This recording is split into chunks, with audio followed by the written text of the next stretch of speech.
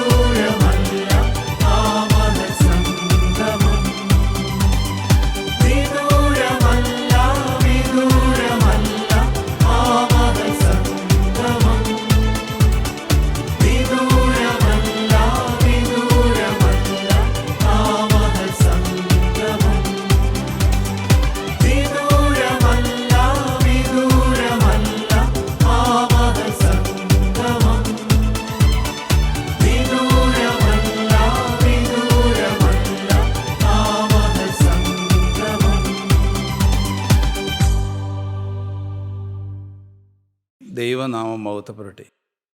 കർത്താവായ യേശുക്രിസ്തുവിൻ്റെ ദൈവവചനവുമായി ഒരു പ്രാവശ്യം കൂടി നിൽക്കുവാൻ ദൈവം തന്ന ഈ വലിയ അവസരത്തെ ഓർത്ത് ഞാൻ ദൈവത്തെ മഹത്വപ്പെടുത്തുന്നു.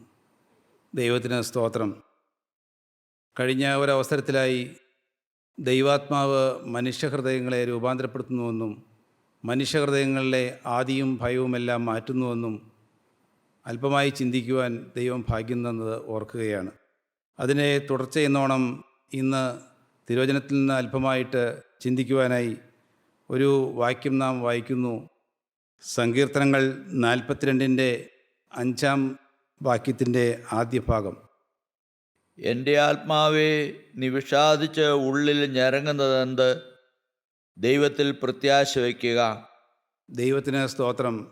ആത്മാവിൻ്റെ ഞരക്കം എന്നാണ് അവിടെ വായിച്ച് നാം കേട്ടത്. ആത്മാവിൻ്റെ ഞരക്കം എന്നുള്ളത് ആത്മാവിൻ്റെ വേദന എന്നാണ്. എബ്രായ ഭാഷയിൽ ആത്മാവ് എന്ന വാക്കിന് നെഫഷ് എന്നാണ് പറയുന്നത്. അതിൻ്റെ അർത്ഥം മനസ്സിൻ്റെ തീവ്രമായ ആഗ്രഹമെന്നാണ്. ദൈവത്തോടുള്ള തീവ്രമായ പറ്റുപാനം എന്ന ഒരർത്ഥമാണത്. ദൈവത്തോടും ദൈവവചനത്തോടുമുള്ള അകമഴിഞ്ഞ ആഗ്രഹം, ഹൃദയത്തിൻ്റെ വാഞ്ച, ഇതാണ് ആത്മാവിൻ്റെ ഞരക്കമെന്ന് പറയുന്നത്. ആത്മാവിൻ്റെ ഞരക്കമെന്നാൽ ആത്മാവിൻ്റെ വേദനയാണ്. മത്തായിയുടെ സുവിശേഷം 5-ാം അധ്യായം 3-ാം വാക്യത്തിൽ ആത്മാവിൽ ദരിദ്രരായവർ ഭാഗ്യവാന്മാർ, എന്തുകൊണ്ടെന്നാൽ ദൈവരാജ്യം അവർക്കുള്ളതാണെന്നാണ് നാം വായിക്കുന്നത്. ആത്മാവ് അനുഗ്രഹങ്ങൾ നൽകുന്നതാണ്. ആത്മാവിലാണ് നാം അനുഗ്രഹിക്കേണ്ടതും അനുഗ്രഹിക്കപ്പെടേണ്ടതും.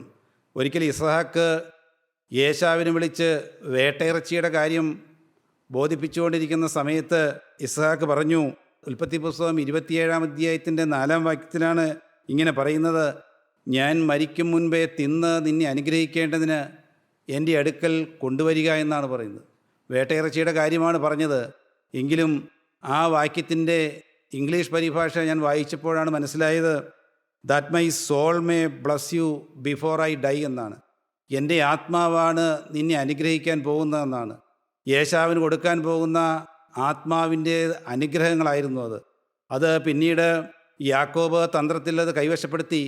അതിനുശേഷം യേശാവ് അപ്പൻ്റെ അടുക്കൽ ചെന്ന് ആ അനുഗ്രഹം വീണ്ടും തനിക്കും കൂടി നൽകണമേ എന്ന് പറഞ്ഞപ്പോൾ ഒരിക്കലും ഇസ്ഹാക്കിനത് സാധ്യമല്ലാതെ വന്നു. കാരണം ആ ആത്മാവിൽ കൊടുത്ത ആ അനുഗ്രഹങ്ങൾ അത് ഇർറിവോക്കബിൾ, അഥവാ തിരിച്ചെടുക്കാൻ പറ്റാത്തത് എന്നാണ് അർത്ഥം. ഇർറിവോക്കബിളായിട്ടുള്ള ബ്ലെസ്സിങ്സ് ആയിരുന്നു. അനുഗ്രഹം ആത്മാവിൽ കൊടുത്തത് തിരിച്ചെടുക്കാൻ പറ്റാത്തതായിരുന്നു. അതുകൊണ്ടാണ് അത് പിന്നീട് കിട്ടാതെയായത്. എന്തുകൊണ്ടാണ്? ഇസ്ഹാക്കിലുള്ള ആത്മാവ് പുഷ്ടിയുള്ള ആത്മാവായിരുന്നു. ഇസ്ഹാക്കിലുള്ള ആത്മാവ് തേജസ്സിൻ്റെ ആത്മാവായിരുന്നു. എന്താണ് സഹോദരങ്ങളെ ഈ പുഷ്ടിയുള്ള ആത്മാവ് എന്ന് പറയുന്നത്? പുഷ്ടിയുള്ള ആത്മാവ് എന്ന് പറഞ്ഞാൽ ആത്മാവിൻ്റെ നല്ല ഫലം കായ്ക്കുക എന്നാണ് അർത്ഥം. ഗലാത്യ ലേഖനം 5-ാം അധ്യായം 22-ാം വാക്യത്തിൽ ആത്മാവിൻ്റെ നല്ല ഫലങ്ങളെക്കുറിച്ചാണ് പറയുന്നത്.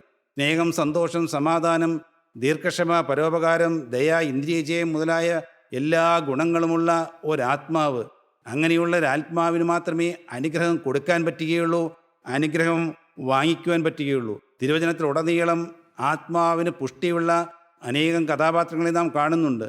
മോശയുടെ ആത്മാവിന് പുഷ്ടിയുള്ള ആത്മാവായിരുന്നു. ഒരിക്കൽ ഇസ്രായേൽ പാളയത്തിലെ 70 മൂപ്പന്മാർക്ക് മോശയുടെ ആത്മാവിൽ കുറേ എടുത്ത് അവർക്ക് കൊടുത്തതായിട്ട് നാം വായിക്കുന്നുണ്ട്. ആ മൂപ്പന്മാർ 70 പേരും പാളയത്തിൽ പ്രവചിക്കുകയുണ്ടായി. മോശയുടെ ആത്മാവ് പുഷ്ടിയുള്ള ആത്മാവായിരുന്നു. അതുകൊണ്ടാണ് ആ ആത്മാവിൽ കുറേ എടുത്തിട്ട് ദൈവം മറ്റുള്ളവർക്ക് കൊടുത്തത്. സഹോദരങ്ങളെ, നാം പുഷ്ടിയുള്ള ആത്മാവുള്ളവരായിട്ട് ഈ ഭൂമുഖത്ത് ജീവിക്കേണ്ടവരാണ്. നാം ആത്മാവിൽ പകർന്നു കൊടുക്കുവാനും നമ്മിൽ ആത്മാവായി തീരുവാനും നാം പുഷ്ടിയുള്ള സമാധാനത്തിൻ്റെ ആത്മാവ് പ്രാപിച്ചവരായി തന്നെ മുന്നോട്ട് പോകേണ്ടവരാണ്. സ്തേഫാനോസിൻ്റെ ആത്മാവ് പുഷ്ടിയുള്ള ആത്മാവായിരുന്നു. അവൻ ജ്ഞാനത്തോടും വിവേകത്തോടും ആത്മാവോടും കൂടി സംസാരിച്ചതിൽ വെച്ച് യഹൂദന്മാർക്ക് എതിർ പറയുവാനവന് വകയില്ലായിരുന്നു. ഫിലിപ്പോസിന്മേൽ പരിശുദ്ധാത്മാവിനെ പകർന്നു. ഗസയ്ക്കുള്ള നിർജ്ജനമായ പ്രദേശത്തൂടെ സഞ്ചരിക്കുവാൻ ഫിലിപ്പോസിനെ ആത്മാവ് പ്രേരിപ്പിച്ചു. അത് എത്യോപ്യ രാജ്ഞിയുടെ ഭണ്ഡാരവിചാരകനായ ഷണ്ടൻ അവിടെ തേരിലിരുന്ന് തിരുവചനം വായിച്ചുകൊണ്ട് പോവുകയാണ്. അവൻ ഒന്നുമേ മനസ്സിലാകുന്നില്ല എന്ന് അറിഞ്ഞതുകൊണ്ട് ആത്മാവ് ഫിലിപ്പോസിനെ ആ തേരിനോട് ചേർന്ന് നടക്കുവാൻ പ്രബോധിപ്പിക്കുകയും അവന് ദൈവവചനം പറഞ്ഞു കൊടുക്കുകയും ഉണ്ടായി. ഇതെല്ലാം പുഷ്ടിയുള്ള ആത്മാവിൻ്റെ ലക്ഷണങ്ങളാണ് സഹോദരങ്ങളെ. എന്നാൽ ആത്മാവ് നഷ്ടപ്പെട്ടു കഴിഞ്ഞാലോ? ആത്മാവ് നഷ്ടപ്പെട്ടാൽ, പുഷ്ടിയുള്ള ആത്മാവില്ലെങ്കിൽ അത് നഷ്ടപ്പെട്ടു പോകും. നഷ്ടപ്പെട്ടാൽ നാം ദൈവരാജ്യത്തിന് പുറത്താണ്. ആത്മാവ് നഷ്ടപ്പെട്ടു പോയാൽ നാം നിത്യനരകത്തിലേക്കാണ് പോകുന്നത്. ആദാം ആത്മാവിൽ മരിച്ചു, വീണ്ടെടുക്കപ്പെട്ടില്ല. അവൻ നിത്യനരകത്തിലേക്ക് പോവുകയായിരുന്നു. നമുക്കറിയാം നാം പരിശുദ്ധാത്മാവിനെ പ്രാപിക്കണമെന്നുള്ളത്.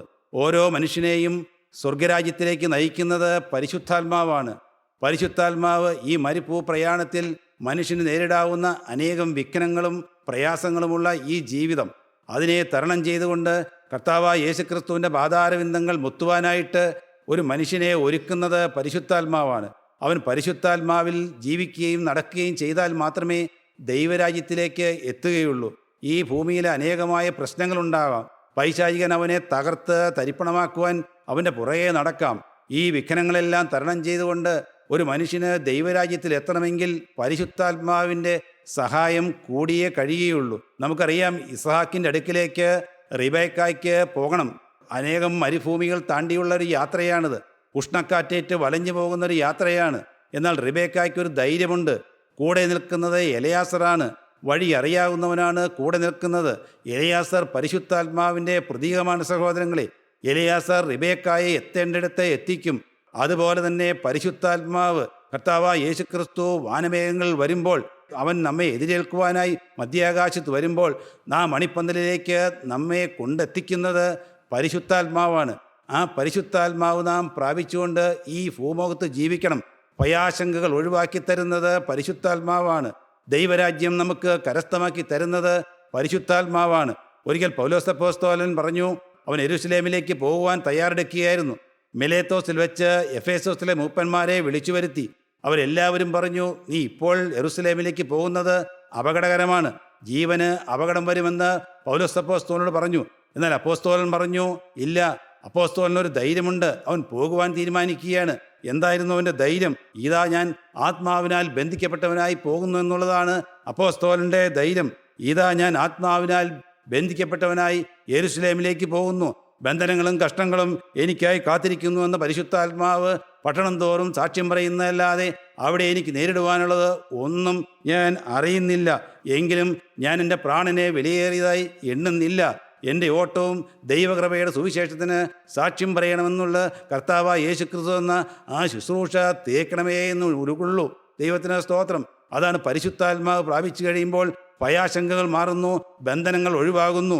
സഹോദരങ്ങളെ, ഇത്ര വലുതായി ഈ പരിശുദ്ധാത്മാവിനെ ഒരു മനുഷ്യൻ്റെ ഉള്ളിൽ ഞരക്കത്തോടുകൂടി കഴിയുവാൻ ദൈവം അനുവദിക്കുമോ?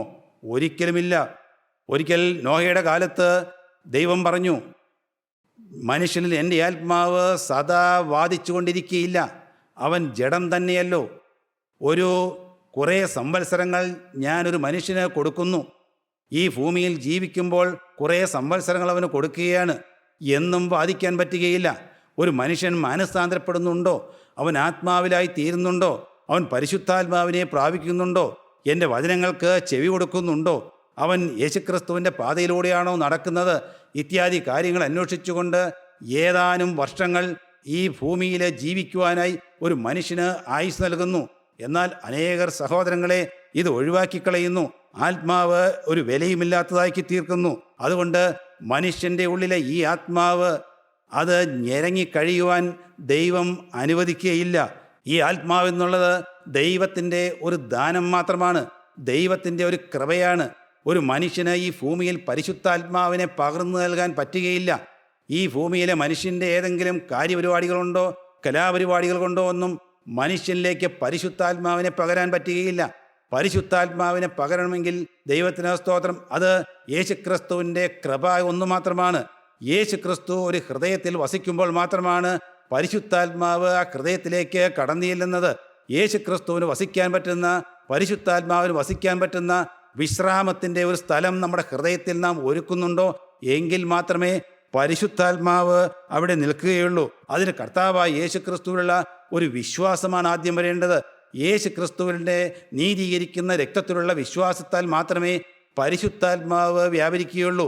എങ്കിൽ മാത്രമേ അവൻ്റെ ഉള്ളിൽ നിന്ന് ജീവജലത്തിൻ്റെ നദികൾ പുറപ്പെടുകയുള്ളൂ.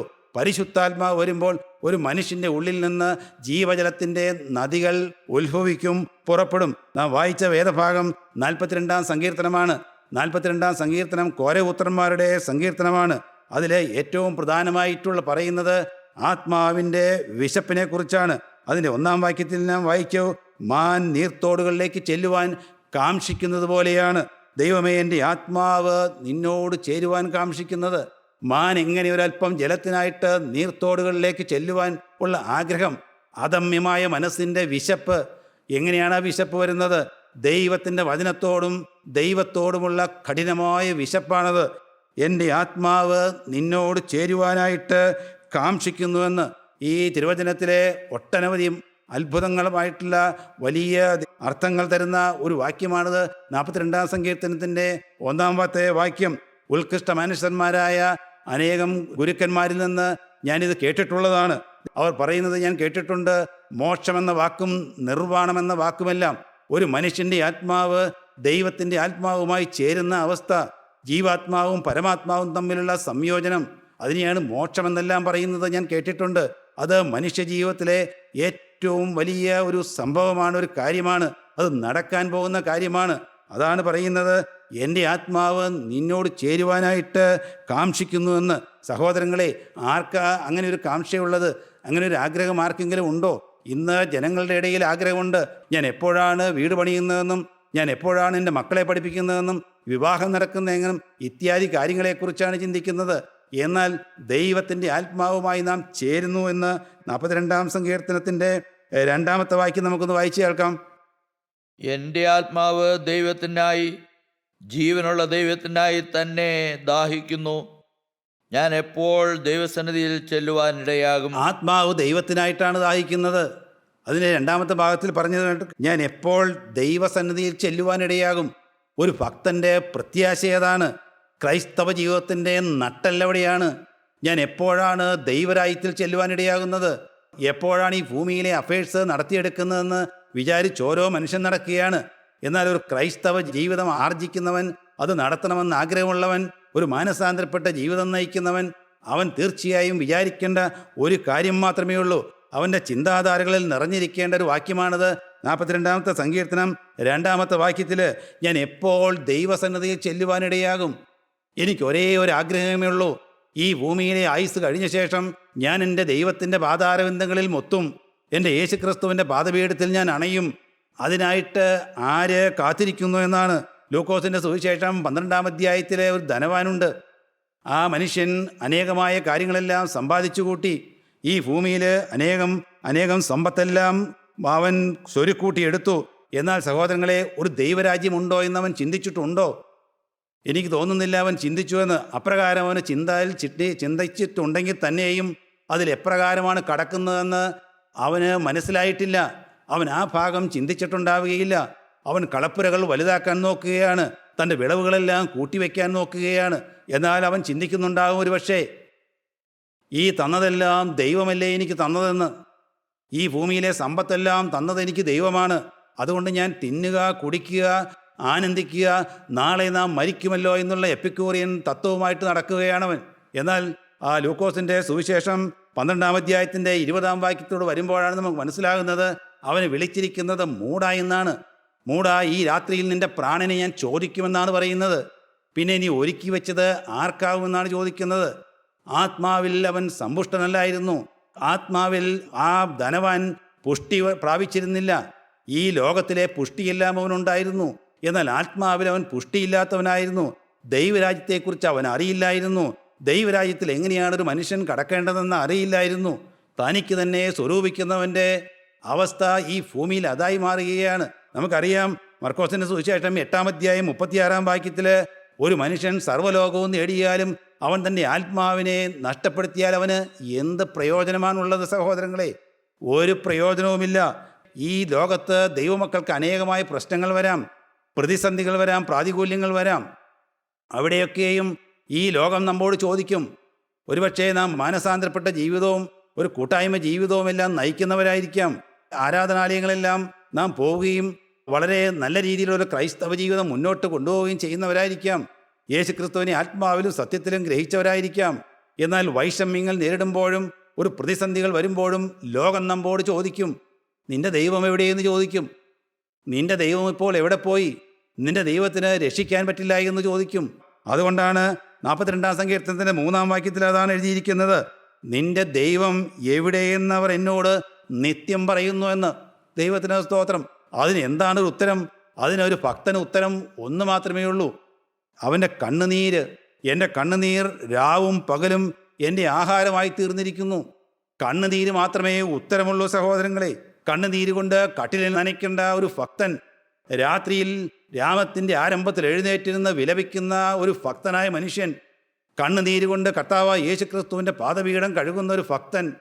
കർത്താവെ, ജീവിതത്തിൽ വന്നുപോയ തെറ്റുകൾ അനവധിയാണ്. ജീവിതം പരാജയമായി പോയല്ലോ കർത്താവെ. നിൽക്കേണ്ട രീതിയിൽ ഞങ്ങൾ നിന്നിട്ടില്ല കർത്താവെ. ആത്മാവിന് വില കൊടുത്തിട്ടില്ലല്ലോ കർത്താവെ. പുഷ്ടിയുള്ള ആത്മാവ് ഹൃദയത്തിൽ പാകി കിട്ടിയില്ലല്ലോ കർത്താവെ. കണ്ണുനീര് കൊണ്ട് യേശുക്രിസ്തുവിൻ്റെ പാദം കഴുകുന്നു. കണ്ണുനീര് കൊണ്ട് രാത്രിയിൽ കട്ടിലിനെ നനയ്ക്കുന്നു. വിലാപങ്ങളുടെ പുസ്തകം 2-ാം അധ്യായം 18-19 വാക്യങ്ങളിൽ നാം വായിക്കാറുണ്ട്. സിയോൻ പത്രിയുടെ മുതലേ രാവും പകലും ഓലോല കണ്ണീരൊഴുക്കുക. നിന്റെ കൺമണിക്ക് വിശ്രമം നൽകരുത്, നിനക്ക് തന്നെ സ്വസ്ഥത നൽകരുത്.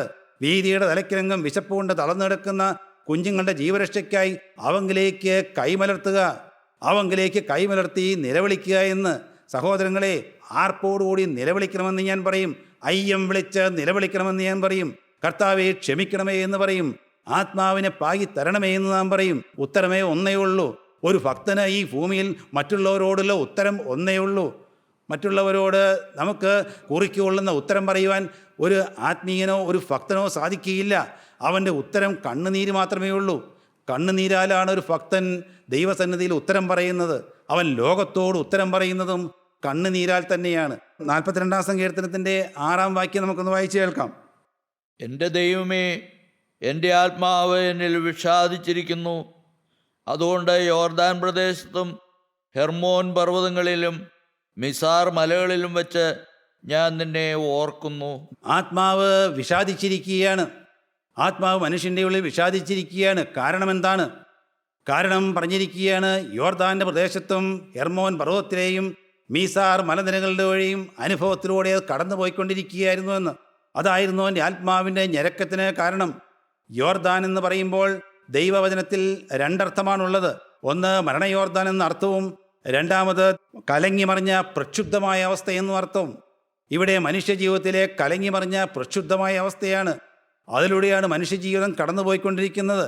ഒന്നുമാറി പ്രശ്നങ്ങൾ വരികയാണ്. ജീവിതത്തിൽ തെറുത്ത് വരുന്ന പ്രശ്നങ്ങൾ അതിൻ്റെ പുറകെ നിൽക്കുമ്പോൾ ആത്മാവിന് ക്ഷതമേൽക്കുന്നു. കലങ്ങി മറിഞ്ഞ പ്രശ്നങ്ങൾ അനുഭവിക്കുമ്പോൾ ആത്മാവിൽ ഞരക്കം വരുന്നു, ആത്മാവിന് വേദന വരുന്നു. ഒരു തെളിനീര് കാണാനില്ല, ഒരു പ്രത്യാശ വരാനില്ല. ആശ്രയിച്ചത് പലതും അറ്റുപോകുന്നു. മക്കളിൽ ആശ്രയിച്ചു നോക്കി രക്ഷയില്ല, മാതാപിതാക്കളിൽ ആശ്രയിച്ചു നോക്കി രക്ഷയില്ല, കുടുംബത്തെ വരുമാനത്തിൽ ആശ്രയിച്ചു നോക്കി രക്ഷയില്ല, കൂട്ടായ്മകളിൽ ആശ്രയിച്ചു നോക്കി രക്ഷയില്ല, ദൈവ പൈതങ്ങളിൽ ആശ്രയിച്ചു നോക്കി രക്ഷയില്ല. അവിടെ ആത്മാവിന് ഞരക്കം വരികയാണ്. അതാണ് യോർദാൻ്റെ കലങ്ങി മറിഞ്ഞ അവസ്ഥയെക്കുറിച്ച് പറയുന്നത്. ആത്മാവിന് രക്ഷയില്ലാണ്ട് വരുന്നു. ആത്മാവ് ഞരക്കത്തിലാകുന്നു. ഹെർമോൻ പർവ്വതത്തിലൂടെ കടന്നു പോകേണ്ടി വന്നു. എന്താണ് ഹെർമോൻ പർവ്വതം? തണുത്തുറഞ്ഞ മഞ്ഞ് മാത്രമുള്ള ഹെർമോൻ പർവ്വതം തണുത്തുറഞ്ഞു പോയ ആത്മീയ ജീവിതത്തെയാണ് കാണിക്കുന്നത്. എല്ലാം തണുത്തുപോയി, തിരികളെല്ലാം കെട്ടുപോയി.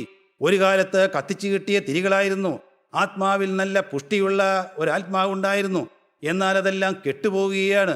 ഈ ലോകം വന്ന് ഞെരുക്കിക്കൊണ്ട്, ഈ ലോകത്തിൻ്റെ മോഹങ്ങൾ വന്ന് ഞെരുക്കിക്കൊണ്ട് ഒരു വേർപാട് പാലിച്ചു നിൽക്കുന്ന സന്ദർഭങ്ങളിൽ അതിനൊത്തവണ്ണം സഞ്ചരിക്കാതെ ആത്മാവ് ഞെരക്കിക്കളയുന്നു. എന്താണ് മീസാർ മലയുടെ അനുഭവം? മീസാർ മലയുടെ അനുഭവം എന്ന് പറഞ്ഞാൽ മൊട്ടക്കുന്നുകളും കുറ്റിച്ചെടികളും മാത്രമേ ഉള്ളൂ. വരണ്ടുണങ്ങിയ പ്രദേശമെന്നാണ്. വരൾച്ചയുള്ള ഹൃദയമാണ്. അരിവില്ല, ആർദ്രതയില്ല, കണ്ണുനീരില്ല. കണ്ണുനീരിന് ക്ഷാമം വന്നിരിക്കുകയാണ്. സഹോദരങ്ങളെ, വീതിയുടെ തലക്കിലെങ്കും വിശപ്പ് കൊണ്ട് തളർന്നു കിടക്കുകയില്ലേ? ഓരോ ജീവനും നേടാൻ പോകണമെന്ന് നമുക്ക് ആഗ്രഹമുണ്ട്. ആര് ഇതിന് കൈത്താങ്ങൽ കൊടുക്കുന്നു? ആര് ദൈവത്തിൻ്റെ വചനവുമായിട്ട് ഈ വിശപ്പ് കൊണ്ട് തളർന്നു കിടക്കുന്ന, അപ്പത്തിനായുള്ള വിശപ്പല്ല, വെള്ളത്തിനായുള്ള ദാഹമല്ല, യഹോവയുടെ വചനങ്ങൾ മാത്രമുള്ള വിശപ്പ്, യഹോവയുടെ വചനങ്ങൾ ഈ ഭൂമിയിൽ സമൃദ്ധമായി കിട്ടുവാൻ ആര് ഇറങ്ങിത്തിരിക്കുന്നു? യേശുക്രിസ്തുവിൻ്റെ കൈപിടിച്ചുകൊണ്ട് ആര് ആത്മാക്കളെ നേടുവാൻ ഇറങ്ങുന്നു? സഹോദരങ്ങളെ, ഇന്ന് നാം ചിന്തിക്കുമ്പോൾ ഒരുപക്ഷേ നാം ഇന്ന് നല്ലൊരു കൂട്ടായ്മയിലായിരിക്കുന്നത്. അനേകർ പറയുന്നു ഞാൻ പുരാതന ക്രൈസ്തവ സഭയിലെ അംഗങ്ങളാണെന്നെല്ലാം പറയുന്നു. അതുകൊണ്ട് നാമെല്ലാം ഒരു അധികാരത്തിനുള്ളിലാണ് ഇരിക്കുന്നതെന്ന് പറയുന്നു. അധികാരത്തിൻ്റെ ദന്തഗോപുരത്തിലാണ് ഇരിക്കുന്നതെല്ലാം പറയുന്നു. പലരും പറയാറുണ്ട് ഞങ്ങളൊരു രാജധാനിയിലാണല്ലോ ഇരിക്കുന്നതെന്ന്. എല്ലാവരുടെയും മനസ്സിലെ വിചാരമതാണ്. ഒട്ടനവധി ക്രൈസ്തവരുടെ മനസ്സിലെ വിചാരമതാണ്. രാജധാനിയിൽ ഇരിക്കുകയാണെന്നാണ് വിചാരം. ഞങ്ങൾക്ക് ഇനി കരയേണ്ട കാര്യമില്ലല്ലോ. ഒരു കാലത്ത് ഞങ്ങൾ കരഞ്ഞു, എന്നാൽ ഇനി കരയേണ്ട കാര്യമില്ലല്ലോ. ഞങ്ങൾ പഴയ ആളുകളല്ലേ, ഇനി എന്തിന് ഞങ്ങൾ കരയണമെന്നാണ് ചോദിക്കുന്നത്. സഹോദരങ്ങളെ, എസ്തേറിൻ്റെ പുസ്തകം 4-ാം അധ്യായം 13-14 വാക്യത്തിലൂടെ നാം കടന്നു പോകുമ്പോൾ അവിടെയുണ്ട്, നീ രാജധാനിയിലിരിക്കിയാൽ എല്ലാ യഹൂദന്മാരിൽ വെച്ച് രക്ഷകൊട്ടുകൊള്ളാമെന്ന് നീ കരുതണ്ട. നീ ഈ സമയത്ത് മിണ്ടാതിരുന്നാൽ യഹൂദന്മാർക്ക് മറ്റൊരു സ്ഥലത്തുനിന്ന് ഉദ്ധാരണവും രക്ഷയും ഉണ്ടാകും. എന്നാൽ നീയും നിന്റെ പിതൃഭവനവും നശിച്ചു പോകും. ഇങ്ങനെയുള്ളൊരു കാലത്തിനായിട്ടല്ലോ നീ രാജസ്ഥാനത്ത് വന്നിരിക്കുന്നത്. ആർക്കറിയാം? സഹോദരങ്ങളെ, ഈ ഭൂലോകത്തിൽ നാം അയ്യം വിളിച്ച് കരയുന്നവരായിരിക്കണം. ആത്മാക്കൾക്ക് വേണ്ടി ഒരു ദാഹം നമ്മുടെ ഹൃദയത്തിലുണ്ടാകണം. സഹോദരങ്ങളെ, ആത്മാക്കൾക്ക് വേണ്ടിയുള്ള ദാഹം ആരാണ് സഹോദരങ്ങളെ ഈ ആത്മാവ് ഹൃദയത്തിലേക്ക് പാകിത്തരുന്നത്? കർത്താവായ യേശു ക്രിസ്തു മാത്രമാണ്. യേശു പറഞ്ഞു, ഞാൻ നിന്റെ ഹൃദയത്തിലേക്ക് വരാം, ഞാൻ നിന്നെ അനാഥമായി വിടുകയില്ല. യോഹന്നാന്റെ സുവിശേഷം 14-ാം അധ്യായം 18-ാം വാക്യത്തിൽ കർത്താവ് പറഞ്ഞു, ഞാൻ നിങ്ങളെ അനാഥരായി വിടുകയില്ല, ഞാൻ നിന്റെ ഉള്ളിലേക്ക് കടന്നു വരാം. എനിക്ക് നീ ഒരു വിശ്രാമസ്ഥലം ഒരുക്കുമോ? എങ്കിൽ പരിശുദ്ധാത്മാവ് നിന്നിൽ വ്യാപരിക്കും. പരിശുദ്ധാത്മാവിനൊരു വിശ്രാമസ്ഥലം കിട്ടും. ആ പരിശുദ്ധാത്മാവ് നഷ്ടപ്പെടുത്തുകയില്ല. കർത്താവായ യേശു ക്രിസ്തു നമ്മുടെ ഹൃദയത്തിൽ ഇരിപ്പുറപ്പിക്കുവാൻ സ്ഥലമുണ്ടെങ്കിൽ പരിശുദ്ധാത്മാവ് നമ്മിൽ നിന്ന് മാറിപ്പോവുകയില്ല. നമുക്ക് ഒരു വാക്യം കൂടി വായിച്ചു കേൾക്കാം. യോഹന്നാന്റെ സുവിശേഷം 14-ാം അധ്യായം 16-ാം വാക്യത്തിൻ്റെ 2-ാമത്തെ ഭാഗം. അവൻ സത്യത്തിൻ്റെ ആത്മാവ് എന്ന മറ്റൊരു കാര്യസ്ഥനെ എന്നേക്കും നിങ്ങളോടുകൂടെ ഇരിക്കേണ്ടതിന് നിങ്ങൾക്ക് തരും. സത്യത്തിൻ്റെ ആത്മാവെന്നൊരു കാര്യസ്ഥനെയാണ് തരുന്നത്. യേശു ക്രിസ്തു തന്നിരിക്കുന്നത് സത്യത്തിൻ്റെ ആത്മാവെന്നൊരു കാര്യസ്ഥൻ. ആ കാര്യസ്ഥനാണ് പരിശുദ്ധാത്മാവ്. ആ പരിശുദ്ധാത്മാവിലാണ് നാം ജയിക്കേണ്ടത്. ആ പരിശുദ്ധാത്മാവാണ് നമ്മുടെ ഹൃദയത്തിൽ വാഴേണ്ടത്. അവനാണ് കാര്യസ്ഥൻ. ആ കാര്യസ്ഥൻ ഉണ്ടെങ്കിൽ മാത്രമേ നാം ദൈവരാജ്യത്തിലേക്ക് കടന്നു പോവുകയുള്ളൂ. ആ കാര്യസ്ഥനാണ് നമ്മെ ദൈവരാജ്യത്തിലേക്ക് അടുപ്പിക്കുന്നത്. ആ കാര്യസ്ഥൻ നമ്മുടെ ഹൃദയത്തിൽ എന്നും വാഴണം. പരിശുദ്ധാത്മാവ് കൊണ്ട് നിറഞ്ഞ ഒരു ഹൃദയമായിരിക്കണം. സ്വർഗീയ കാറ്റാകുന്ന പരിശുദ്ധാത്മാവ് ഹൃദയങ്ങളെ കീഴടക്കിക്കൊണ്ടിരിക്കുകയാണ്. ഈ കാലങ്ങളിൽ മരുഭൂ പ്രയാണത്തിൽ എന്തെല്ലാം പ്രയാസങ്ങൾ ഉണ്ടായാലും ദൈവത്തിൻ്റെ വചനത്തിലൂടെ വരുന്ന പരിശുദ്ധാത്മാവ് മനുഷ്യ ഹൃദയങ്ങളെ കീഴടക്കിക്കൊണ്ടിരിക്കുകയാണ്. പരിശുദ്ധാത്മാവ് അവൻ്റെ കർത്തൃത്വം നടത്തിക്കൊണ്ടിരിക്കുകയാണ്. ആ ആത്മാവിലാണ് നാം നിറയേണ്ടത്. സഹോദരങ്ങളെ, നാം ചെറുതായി നിറഞ്ഞാൽ പോരാ, പരിശുദ്ധാത്മാവിൻ്റെ പ്രവാഹം തന്നെ നമ്മുടെ ജീവിതത്തിലേക്ക് വരണം. മുട്ടോളമല്ല, അരയോളമല്ല. കർത്താവെ, നീന്താൻ ആഴം ഉള്ള ഒരു പരിശുദ്ധാത്മാവ് ഞങ്ങൾക്ക് തരണമേ കർത്താവെ. അതിന് നിൻ്റെ പരിശുദ്ധ രക്തം ഞങ്ങൾക്ക് കൂട്ടായിരിക്കണേ കർത്താവെ. യേശു ക്രിസ്തുവിൻ്റെ രക്തത്താൽ മുദ്ര ചാർത്തി ഞങ്ങൾക്ക് കർത്താവെ ഞങ്ങളുടെ ഹൃദയത്തിൻ്റെ ഒരു വിശ്രാമ സ്ഥലം കണ്ടെത്തി കർത്താവെ. പരിശുദ്ധാത്മാവ് ഞങ്ങളിൽ നിന്ന് മാറാതെ പരിശുദ്ധാത്മാവ് ഞങ്ങളിൽ മേൽ കർത്തൃത്വം നടത്തി ഞങ്ങളെ ഈ ഭൂമിയിൽ കർത്താവെ ജീവിപ്പിക്കുമാറാക്കണമേ എന്ന് നമുക്ക് ഓരോരുത്തർക്കും പ്രാർത്ഥിക്കാം. അതിന് ദൈവത്തിൻ്റെ പരിശുദ്ധാത്മാവ് നമ്മെ സഹായിക്കട്ടെ. ദൈവനാമം മാത്രം മഹത്വപ്പെടട്ടെ. ദൈവത്തിന് സ്തോത്രം.